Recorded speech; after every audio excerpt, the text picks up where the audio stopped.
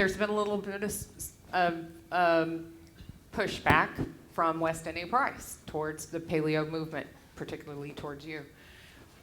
How are we going to go about getting West N.A. Price and the paleo movement to partner with each other and to realize that we have far more in common than we have different? What are we going to do about that? Oh man, I guess if I quit being such an insufferable prick, that would probably help a lot.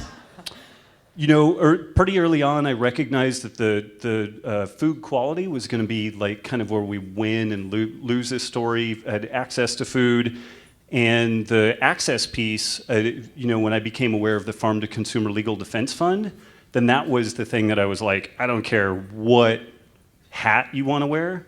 That's where we need to focus. And so for me, that's really not even the bridge. The Farm to Consumer Legal Defense Fund is more important than Paleo, more important than West N.A. Price, because at the end of the day, as we start changing this whole scene, the big players are gonna come looking for us. Like when we start cracking into the ability for some of these bigger entities to make the money that they make, and we actually start empowering local farmers and decentralized food distribution networks to do what we want them to do, that's when we're going to need somebody fighting for us. So whether you're vegan, whether you're West N.A. Price, whether you're paleo, the Farm to Consumer Legal Defense Fund is where we need to rally our resources. And so the next book, the next projects that I do, I'm going to donate at least 10% of all my royalties to the Farm to Consumer Legal Defense Fund. When we get this certification done, 10% of the profits from that are going to go to the Farm to Consumer Legal Defense Fund, at least until those guys are flush with cash, and then we might pull them back a little bit so that they don't become a